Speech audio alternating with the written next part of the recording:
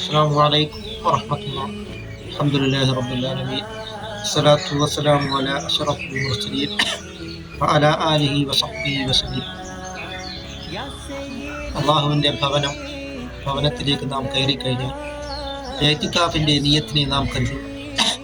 നവൈത്തുൽ ഇഅ്തികാഫ ഫീ ഹാദൽ മസ്ജിദി ലില്ലാഹി തആല എന്നിങ്ങനെ ഇഅ്തികാഫിൻ്റെ നിയത്തിനെ കരുതി നാം ഉറങ്ങിയാൽ പോലും അള്ളാഹുവിൻ്റെ അടുക്കൽ വളരെയധികം വണ്ണമായിട്ടുള്ള പ്രതിഫലമാണ് അള്ളാഹു തആല നമുക്ക് ലഭിക്കുന്നത്.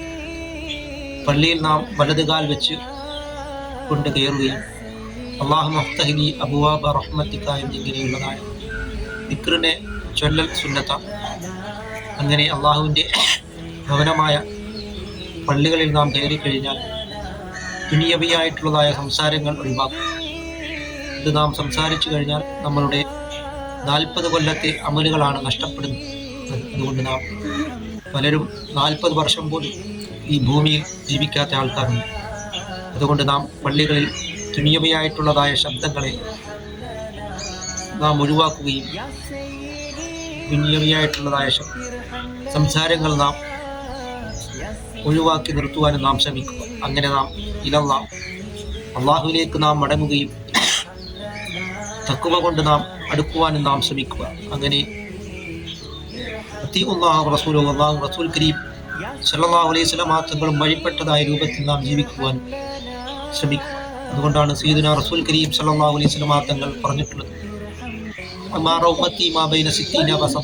എൻ്റെ ഉമ്മത്തിൻ്റെ ആവറേജ് പ്രായം വെറും 60-ൻ്റെയും 70-ൻ്റെയും തുച്ഛമായ പ്രായം മാത്രമേ ഉള്ളൂ എന്ന് സയ്യിദുനാ മുഹമ്മദ് റസൂലുള്ളാഹി സല്ലല്ലാഹു അലൈഹി വസല്ലം തങ്ങൾ പറഞ്ഞിട്ടുണ്ട്.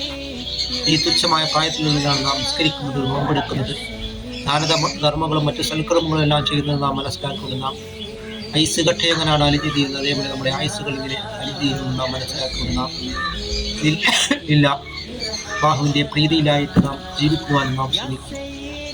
അല്ലാഹു തആല നമ്മുടെ എല്ലാ സൽക്കർമ്മങ്ങളും അല്ലാഹു തആല കബൂലാക്കുകയും ഈ വീഡിയോ എഡിറ്റ് ചെയ്യുന്നവർക്ക് അല്ലാഹു തആല ഖൈർ പ്രദാനം ചെയ്യുകയും റസൂൽ കരീം സല്ലല്ലാഹു അലൈഹി വസല്ലം തങ്ങളോടൊപ്പം നാളെ ജന്നാത്തുൽ ഫിർദൗസിൽ അല്ലാഹു തആല നമ്മളെ ഉൾപ്പെടുത്തുകയും ചെയ്യുമാറാകട്ടെ.